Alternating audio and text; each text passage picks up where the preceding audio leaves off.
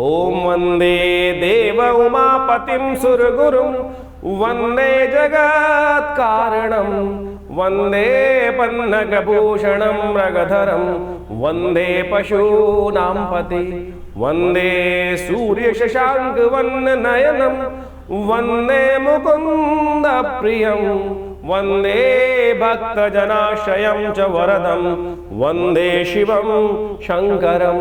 श्याम शिवाय नमः। नमस्कार, स्वागत है आपका आचार्य वाणी में। मैं आचार्य डॉक्टर विक्रमादित्य आपकी राशि के दृष्टिकोण से बताने जा रहा हूं कि आपकी राशि में ग्रहों का योग कैसे है।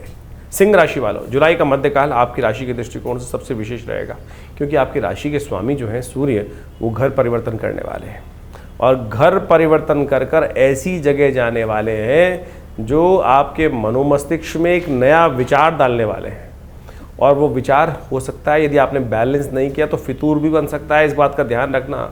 और जो फितूर होता है कई बार व्यक्ति का नुकसान भी करा देता है। ऐसे में ग्रहों की स्थिति बड़ी विचित्र रहने वाली है। शनि भी परिवर्तन की तरफ जा रहे हैं और शनि महाराज का परिवर्तन आपकी राशि के दृष्टिकोण से ऐसी जगह है कि आपको आगे बढ़ने की बजाय थोड़ा पीछे फिसलते दिखाई देंगे आप। क्यों? क्योंकि शनि वक्री हो रहे हैं, आगे की जगह पीछे की तरफ चल रहे हैं और आपके अंकुश को, यानी शनि महाराज जो अभी जो है वो 7 अंश के आसपास के हैं, जो मीन राशि में चलते हुए 7 करीब 40 अंश के आसपास के हैं, और जो आगे चलेंगे तो की बजाय वो पीछे घटेंगे और दिसंबर तक धीरे धीरे 0 अंश तक पहुंच जाएंगे, यानी 0 अंश तक पहुंच जाएंगे। तो ऐसे में जितनी आगे उन्होंने ट्रैवल करी है तो आपको खासतौर पर ध्यान रखना पड़ेगा, क्योंकि शनि महाराज को आपको मनाना बहुत ज़रूरी है आपकी राशि के दृष्टिकोण से।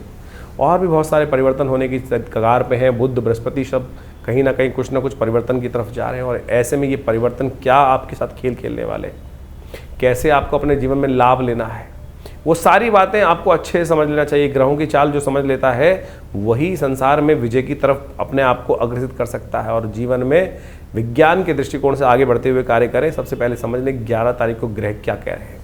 11 जुलाई जो ग्रह का योगा योग है, उस दिन सावन का आरंभ हो रहा है।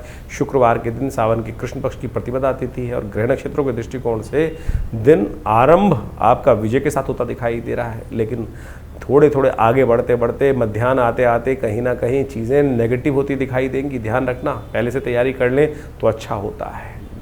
तो इसलिए विशेष तौर पर सिंह राशि वालों के लिए ग्रहों का योगा योग कैसा है वो आपको अच्छे से समझ लें, तो उसको अच्छे से कार्य करने का प्रयास करें। शिव को मनाना पड़ेगा, स्वास्थ्य का ध्यान रखना पड़ेगा। हो सके तो शाम के समय, सावन का आरंभ महीना हो रहा है, शाम को प्रदोष काल में भगवान शिव को प्रसन्न करने के लिए थोड़ा दूध से भगवान का अभिषेक करें और संपूर्ण रूप से कष्ट को निवारण करने का योग बनेगा। इस दिन कावड़ यात्रा भी आरंभ करने का मुहूर्त बन रहा है। भोलेनाथ का महीना है, कावड़ यात्रा लोग पसंद करते हैं क्योंकि भगवान शिव के हाथ में समस्त सत्ता होती है और शिव एक लोटा जल से पसंद हो जाते हैं। तो पवित्र आसन का धारण करते हुए, पवित्रता का पूर्ण निर्वाह करते हुए इस यात्रा को करें, भगवान का ध्यान करें, स्तवन करें। देखिए भगवान की कृपा से सब कष्ट दूर होंगे। 12 तारीख शनिवार का अवसर, शनि की बात कर रहे थे, शनिवार का अवसर भी आ गया, तृतीया तिथि है और ऐसे में ग्रहों का योग बड़ा ही विचित्र आपके लिए बनता दिखाई दे रहा है। ग्रह कहीं ना कहीं चीज़ों को थोड़ा सा आपको बंधन में डालते दिखाई दे रहे हैं, तो इसलिए स्वास्थ्य का भी ध्यान रखें, खर्चों का भी ध्यान रखें और सामने वालों का भी ध्यान रखें। आपके बारे में कोई नेगेटिव बात कहीं ना कहीं करता दिखाई देगा, तो ऐसे में नेगेटिव बातों को या तो इग्नोर करें या शत्रुओं का मर्दन करने के लिए थोड़ी ताकत बढ़ाने का प्रयास करें। शनिवार का दिन है, एक दिव्य उपाय बताने का हम बात कर रहे हैं, क्योंकि शत्रुओं को जीवन ऐसे आगे बढ़ने से कई बार हमारे जीवन में शत्रु जितने हावी होंगे ना, फिर हम पे कहीं ना कहीं राज करने की योग बना लेंगे। ऐसे में शास्त्र में कहा गया है कि जो शनिवार के दिन तिल के तेल से भगवान शिव का अभिषेक कर ले तो कहा जाता है कि उसके शत्रु क्षय हो जाते। शन्नो देवी रविष्ट्रया अपो भवन्तु पीतये शन्नो रविष्ट्रवन्तुना। शनि को अनुकूल करेगा ये उपाय और साथ साथ शत्रुओं का मर्दन भी करेगा। तो इसी संकल्प से, इसी भाव से आप करें रुद्राभिषेक रुद्राष्टाध्यायी के द्वारा। जितनी बढ़िया तरह से रुद्र, अतिरुद्र, लघु रुद्र, इन सब को हमें पाठ करने का हमें प्रयास करना चाहिए और ये सब हमारे जीवन में कल्याण के योग बनाते हैं। तो ये शास्त्र में अद्भुत प्रयोग बताए गए हैं। लघु रुद्र, रुद्र, अतिरुद्र, ये सब रुद्राभिषेक के ही स्वरूप हैं भगवान के। तो ऐसे में विशेष तौर पर इनका उपाय करने का प्रयास कीजिए, ये अच्छे योग बनेंगे आपके दृष्टिकोण से। ग्रहों का उपाय करते रहना चाहिए आपको। 13 तारीख रविवार का अवसर और ऐसे में ग्रह नक्षत्रों के दृष्टिकोण से ग्रह योग जो बन रहे हैं वो आप जान लीजिए अच्छे से। आपकी राशि के दृष्टिकोण से ये आप तृतीया तिथि विद्यमान है, इस दिन रविवार के दिन तृतीया तिथि विद्यमान है और ग्रह नक्षत्रों के दृष्टिकोण से ये ग्रहों का योगा योग हमको समझना चाहिए क्या कह रहा है। ग्रहों का योग परिवर्तन की तरफ जा रहा है और ये परिवर्तन दिन में आपके लिए थोड़ा भारी दिखाई देता है, लेकिन शाम आते आते यदि आपने सही रूप से ग्रहों का उपचार किया तो सत्य माने ये आने वाले 2-3 दिनों में आपके लिए आपकी मेहनत से अनुरूप कर देगा लाभ। शिव को प्रसन्न करें, ग्रहों को प्रसन्न करने का प्रयास करें। इस दिन गौरी व्रत किया आता है। सावन की तृतीया के दिन, शुक्ल कृष्ण पक्ष की तृतीया के दिन कहा जाता है कि गौरी गणेश की स्थापना करके पूरे मास यदि शिव के साथ उनकी आराधना की जाए तो क्या होता है, संपूर्ण विघ्नों का भी नाश होता है, माँ भगवती का आशीर्वाद भी मिलता है। सर्वमंगल मांगल्ये शिवे सर्वार्थ साधिके शरण्ये त्र्यंबके गौरी नारायणी नमोस्तुते कहा गया है ना। तो शाम के समय गजकेसरी योग बनकर आ रहा है, माँ को प्रसन्न कर लीजिए, शिव अपने आप कुछ न कुछ रास्ता दे देंगे। ऐसा करने का प्रयास कीजिए। इस दिन कलश यात्रा भी, कावड़ यात्रा भी आरंभ होने का मुहूर्त दिखाई देता है। दोपहर से पहले पहले उस कावड़ यात्रा आरंभ करने का प्रयास करना चाहिए, क्योंकि दोपहर के बाद भद्रा आरंभ होगी, तो उससे पहले पहले ये कार्य करेंगे तो अच्छा रहेगा। तो सिंह राशि वालों, अभी आपने जाना आपके ग्रहों का योगा योग को। सिंह राशि वालों के लिए 14 तारीख के लिए ग्रह क्या कह रहे हैं जान लीजिए। सोमवार का अवसर है, सावन का पहला सोमवार है 14 तारीख के दिन, और उस दिन चतुर्थी तिथि ही विद्यमान है। और ऐसे में ग्रह नक्षत्रों के दृष्टिकोण से ये सावन का पहला सोमवार आपके लिए बड़ा शुभ हो सकता है। ग्रह के दृष्टिकोण से गजकेसरी योग आपकी राशि में बनकर तैयार हो गया है और कई मामलों में आपको लाभ देने की स्थिति बनाता दिखाई दे रहा है। ये ग्रह योग आपके लिए खास तौर पर जिस प्रकार का योग बना रहा है, ये कह रहा है कि आपकी राशि के दृष्टिकोण से कई प्रकार से नया परिवर्तन आपको देखने को मिल सकता है। अपने आप को तैयार करते हुए कार्य करने का प्रयास कीजिए। बस थोड़ा परिवर्तन से घबराए नहीं। स्थितियाँ ऐसी हैं कि कई बार मनोमस्तिष्क में थोड़ा नेगेटिव हो जाता है कि नया कार्य कैसे करेंगे। सब आप बढ़िया से करना जानते हैं, कर भी लेंगे आप। सावन के पहले सोमवार पर आश्रम पर हमने विशेष तौर पर बड़ा यज्ञ रखा है, रुद्रात्मक यज्ञ रखा है, रुद्राभिषेक रहेगा और ये बड़ा विशेष कार्यक्रम रहता है। ऐसे पूरे सावन के पूरे महीने में भगवान का रुद्राभिषेक करने का सुंदर कार्यक्रम है और सावन के सोमवार पर तो बहुत विशेष कार्यक्रम रहेगा। बड़ी श्रद्धा के साथ हर व्यक्ति अपने भगवान शिव की सुंदर उपासना अलग अलग स्वरूप में बनाकर भगवान की करेगा। आप भी उसमें सम्मिलित हो सकते हैं। अपने स्थान को आरक्षित करने के लिए फ़ोन पर संपर्क साध सकते हैं। 15 तारीख मंगलवार का दिन, पंचमी तिथि विद्यमान है। ग्रह नक्षत्रों के दृष्टिकोण से बड़ा परिवर्तन की तरफ ग्रह जा रहे हैं। शनि महाराज इस दिन वक्री होने की स्थिति में जा रहे हैं और शनि महाराज आपके जिस भाव में चल रहे हैं उन्होंने कई चीज़ को कंट्रोल कर रखा है। एक तो आपके लिए ढैया का योग बन रहा है और ऐसे में वक्र गति पे जाएंगे तो शनि और ज़्यादा पावरफुल हो जाएंगे और वो कहीं ना कहीं सफलता में, कहीं ना कहीं सम्मान में विघ्न डालने के कार्य कर सकते हैं। इसलिए आपको शनि को मनाना पड़ेगा। सावन का महीना चल ही रहा है, लगातार प्रयास करें, शिव की आराधना करें, शनि आपको कुछ नहीं बिगाड़ पाएंगे। कहा जाता है शनि जब परेशान कर रहे हों तो उस समय में तिल के द्वारा भगवान का अभिषेक जो करते हैं, तिल का दान करते हैं, तिल के तेल से भगवान का अभिषेक करते हैं, शनि के तमाम ग्रहों का नेगेटिव प्रभाव समाप्त हो जाता है। हमने करके देखा। वेद मंत्र के अंदर, रुद्र अष्टाध्यायी के अंदर एक मंत्र आया है, शन्नो देवी रविष्ट्रयापो भवन्तु पीतये शन्नो रविष्ट्रवन्तु नः। तो ये ऐसा प्रयोग है कि शनि के कैसे ही नेगेटिव प्रभाव हो, यदि इस मंत्र के द्वारा यदि आप इसका जप करें, यज्ञ करें, इसी से भगवान का अभिषेक करें तो कहा जाता है कि शनि भी अनुकूल होते हैं, सुंदर रूप से कष्टों का निवारण करने का योग भी बन जाता है। तो इसका सहारा लेने का प्रयास कीजिएगा। आपकी राशि के दृष्टिकोण से ये नेगेटिव प्रभाव को शुभ करने के लिए आपके लिए मेहनत सही जाएगी। 16 तारीख बुधवार का अवसर, सिंह राशि वालों के लिए ग्रहों का परिवर्तन का योग और बनता दिखाई दे रहा है। हर रोज़ नए परिवर्तन की तरफ ग्रह बढ़ते दिखाई दे रहे हैं और ये परिवर्तन आपकी राशि के दृष्टिकोण से मनोमस्तिष्क में थोड़ी सी नेगेटिविटी डालता दिखाई दे रहा है। ध्यान रखना पड़ेगा। एक तो खुलकर काम करने में थोड़ी दिक्कत दिखाई देगी आपको। ऐसे में साथ साथ सूर्य का परिवर्तन का योग भी हो रहा है और सूर्य थोड़ा महत्वाकांक्षी आपको ज़्यादा बना रहा है। ऐसे में ध्यान रखने की ज़रूरत है। बहुत ज़्यादा महत्वाकांक्षी, सामने अपनी सीमा पहचाने। क्या होता है कि सामने वाले ने एक बड़ा कार्य कर रखा है, मैं भी सोचूं कि मेरे पास वो क्यों नहीं है और मैं उसी तरफ लग जाऊं। हर एक के भाग्य अलग अलग हैं, इस बात को ध्यान रखना चाहिए। जो शेयर मार्केट में काम कर रहे हैं उनको बहुत सावधानी के साथ चलने की ज़रूरत है। सिंह राशि से संबंधित लोगों को, नहीं तो कहीं ना कहीं फंस सकते हैं। ध्यान रखते हुए कार्य कीजिएगा। इस सूर्य का ये परिवर्तन इन दिनों आपको कहीं ना कहीं फंसाने के योग बना सकता है। अच्छा होगा, सावधानी के साथ कार्य करें। नित्य प्रति भगवान सूर्य को जल दें, महत्वाकांक्षा को थोड़ा टालने का प्रयास करें और अपनी सीमा पहचानें। सामने वाले के घर में कुछ 4 चीज़ें हैं और मेरे घर में वही 4 चीज़ें हों, ऐसा ना करें। सामने वाले ने कुछ अच्छे कपड़े पहने, मैं भी वैसे ही पहनूं, उसने बड़ी गाड़ी ली है, मैं भी, ये भावनाएं मन में जागती दिखाई देंगी इन दोनों ग्रहों के परिवर्तन के अनुसार से। थोड़ा शांत होकर काम करने का प्रयास करें। हो सके तो किसी देवस्थल में जाकर कुछ पूजन की सामग्री, कुछ सफाई का सामग्री, जैसे पोछे का हाथ पोछा लगाया जाता है, पूजा किया जाता है, उस प्रकार की सामग्री शीतला माता को प्रसन्न करने के लिए अवश्य मंदिर में दान करने का प्रयास करें। अच्छा रहेगा। झाड़ू भी दान कर सकते हैं। 17 तारीख बुधवार बृहस्पतिवार का अवसर, सप्तमी तिथि विद्यमान है। ग्रह नक्षत्रों के दृष्टिकोण से ग्रहों का योगायोग आपके लिए थोड़ा मनोमस्तिष्क में थोड़ा रिजर्वनेस देता दिखाई दे रहा है। हर चीज़ को खुलकर काम करने में थोड़ी दिक्कत आती दिखाई देगी। इस समय मन को थोड़ा साधने की ज़रूरत है, एक काम करने का प्रयास करें। आपके राशि के दृष्टिकोण से थोड़ा हल्दी युक्त जल लेकर भगवान सूर्य को जल देने से इन दिनों कष्टों का निवारण करने का रास्ता आपको मिलता दिखाई देगा। यह उपाय, छोटा सा उपाय करने का प्रयास करें, अच्छा रहेगा। केले का पूजन भी आप कर सकते हैं, वो भी आपके लिए आपके ज्ञान का वर्धन करेगा, क्लियर वॉइस देगा, चीज़ों को ठीक करने में रास्ता देगा। 18 तारीख शुक्रवार का अवसर, अष्टमी तिथि विद्यमान है। ग्रहों का परिवर्तन का योग और बन रहा है। इस वक्त चंद्रमा परिवर्तन की तरफ जा रहे हैं और यह आपके लिए बड़े शुभ योग बना रहे हैं। धर्म भाव में जाकर धार्मिकता उदय करने के योग बनाएंगे। लेकिन बुध का वक्री होना आपकी राशि के दृष्टिकोण से कहीं ना कहीं आपके लिए बड़ा एक अच्छा योग बनाता दिखाई दे रहा है। गलत तरफ जाते जाते आप, यानी गलत डिसीजन लेते लेते शायद आप उस डिसीजन को कुछ ना कहीं रोक पाएंगे। ये बुध का वक्री होना खासतौर पर दिखा रहा है। एक काम करें, फिटकरी के पानी से स्नान करने का प्रयास करें। फिटकरी के पानी से स्नान करने से क्या होगा, बुध का नेगेटिव प्रभाव और बाकी सारे ग्रहों का नेगेटिव प्रभाव कहीं ना कहीं कम होता दिखाई देगा। इन दिनों कुछ दिन, खास तौर पर जब तक ये बुध अस्त होगा तब से पहले कुछ दिन ये उपाय करेंगे तो आपके लिए अच्छा योग दिखाई देता है। कावड़ यात्रा आरंभ करने का मुहूर्त फिर बन रहा है। जिन्होंने पहले नहीं आरंभ करी, अलग अलग लोग समय के अनुसार जाते हैं। इस दिन भी कावड़ यात्रा को आरंभ करने के लिए कावड़ धारण करने का मुहूर्त बनता दिखाई दे रहा है। पूरे दिन का ये मुहूर्त रहेगा, इसका लाभ लेंगे, अच्छा रहेगा। और इस दिन से आरंभ की हुई यात्रा भगवती भगवान की कृपा से लक्ष्मीदायक होती दिखाई देगी आपको। 19 तारीख शनिवार का अवसर, नवमी तिथि विद्यमान है। ग्रह नक्षत्रों के दृष्टिकोण से ग्रहों का योगायोग आपकी राशि से दिखा रहा है।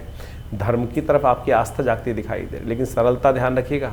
कहीं ना कहीं कोई लोग हैं जो अननेसेसरी आपको साइडलाइन करने का प्रयास कर सकते हैं। इन दिनों ग्रह आपके ऐसे चल रहे हैं, कोई आपको लुभावना कोई सपना दिखा सकता है और उनकी बातों में आप आ सकते हैं।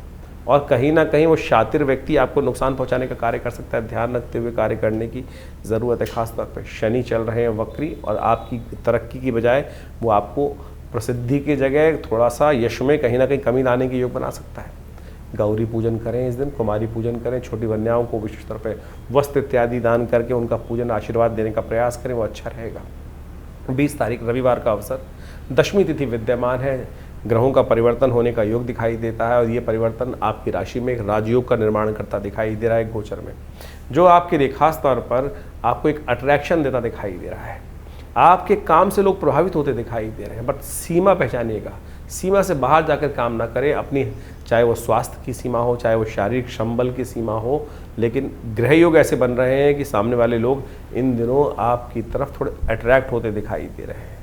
शिव का आशीर्वाद लगातार लेते रहिए। सावन का महीना चल रहा है, जहाँ पर कृपा राम की हुई ता पर कृपा करहि सब कोई। तो इस प्रकार से सावन के आरंभ काल में ग्रहों की गणना आपके समक्ष हमने रखी।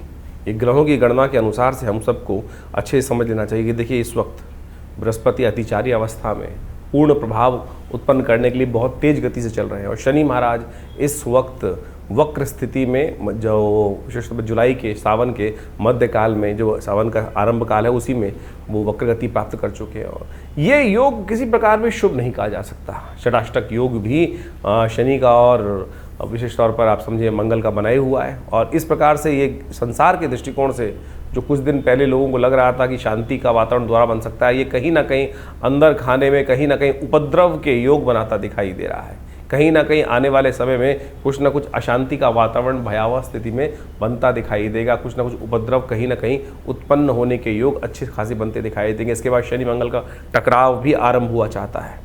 आमने सामने बिल्कुल एक परस्पर समसप्तक योग भी मंगल का शनि के साथ बनकर तैयार हो जाएगा।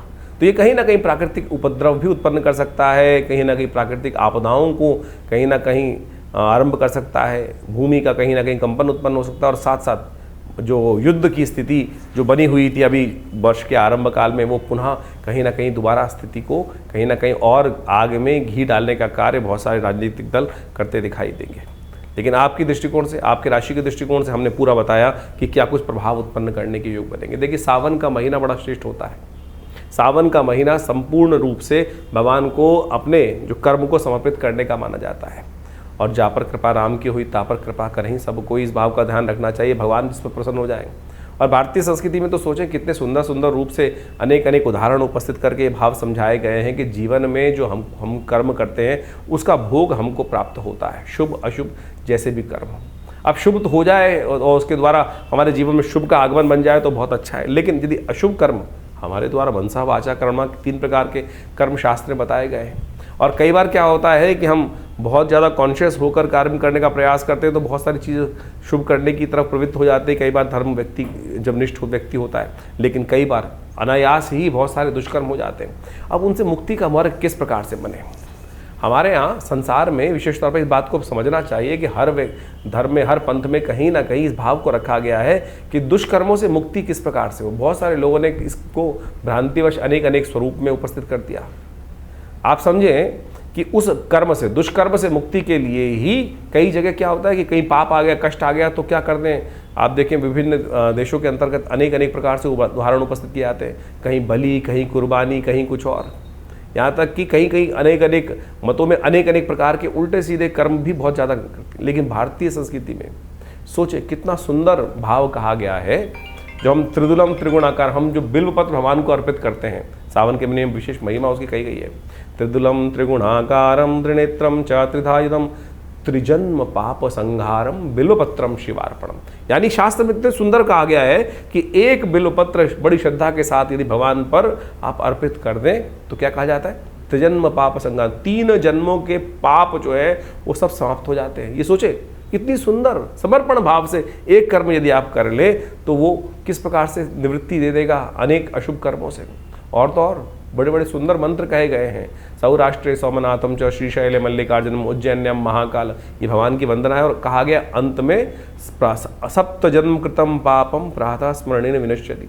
यदि आप 7 जन्म के जो पाप हैं केवल इन जो आप जो द्वादश ज्योतिर्लिंग है इनके यदि नाम का स्मरण कर ले, सौराष्ट्रे सोमनाथम च श्रीशैले मल्लिकार्जुनम उज्जैन्यम महाकाल ओमकार ममलेश्वरम, ये इस प्रकार से कहा गया ना, सप्त जन्म कृतम पापम स्मरणेन विनश्यति। तो यानी अनेक जन्मों के जो पाप हैं, दुष्कृत्य है, उससे क्षय को जीवन से उससे निवृत्ति के योग बन जाते हैं। तो यानी इतना सुंदर व्यवस्था हमारे सनातन में बनाई गई है। इसका कहने का तात्पर्य इस ज्योतिष के कार्यक्रम में ये है कि आपके जीवन में जो कष्ट है उससे निवृत्ति के लिए ये सावन का महीना बड़ा श्रेष्ठ है। देव शयन हो जाता है, भगवान शंकर के हाथ में समस्त सत्ता आ जाती है। और ऐसे में यदि आप छोटे भी रूप में नित्यपति भगवान उनका सुंदर अभिषेक कर लें, एक बिल्वपत्र भगवान को अर्पित कर दें, तो आपके जो दुष्कर्म हैं उससे निवृत्ति का मार्ग बनेगा, शुभ कर्म का उदय होगा। और जब शुभ कर्म का उदय होगा तो पता जानिए क्या होगा, शुभ कर्म के उदय होते ही इस संसार में शुभता प्राप्त करने के योग बन जाएंगे, कष्टों से निवृत्ति के योग बन जाएंगे। और अनेक प्रकार से आपके जीवन में जो कष्ट भोग रहे हैं उससे निवृत्ति का मार्ग बन जाएगा। इसलिए ये न के न प्रकारेण कैसे भी हो भगवान का सुंदर स्तवन इस सावन के महीने में अवश्य करने का प्रयास करें। विवेकानंद योगाश्रम में पूरे सावन के महीने पूरे 30 दिन नित्यपति भगवान का रुद्राभिषेक, दूध से, दही से, घी से, शहद से, अनेक अनेक औषधियों से, भस्म से, सब प्रकार से रुद्राष्टाध्यायी का पाठ करते हुए नित्यपति चल रहा है। आप भी उसमें सम्मिलित हों, कर्म करें, शुभ करें। देखिए क्या होगा, शुभ वातावरण बनाओगे ना तो अपने आप जीवन में शुभ का आगमन होता जाएगा। हमने वातावरण ही बड़ा विचित्र बना दिया है। हमारे मनोमस्तिष्क में कहीं ना कहीं छोटा सा भाव ऐसा आ गया है कि नहीं कुछ नहीं होता। अरे बहुत कुछ होता है, सब कुछ होता है। जरा पलट के देखो जीवन में कब कब किस किस प्रकार से हमने भगवान की कृपा से जीवन में उसका लाभ पाया है, ये सोचने की आवश्यकता है। तो इसलिए ज्योतिष में निवारण जो है वो प्रभु का नाम ही है, निवारण प्रभु का नाम ही है। उस निवारण के नाम को हमें स्मरण करने का प्रयास करना चाहिए। अनेक कथाएं शास्त्र में उपस्थित हैं, उन कथाओं को हमें समझते हुए कार्य करने का प्रयास करना चाहिए। एक शराबी था, उपनिषद में कथा आती है, जिंदगी में कभी परमात्मा के मंदिर नहीं गया, भगवान का नाम स्मरण नहीं किया, लेकिन जीवन था, जिया था।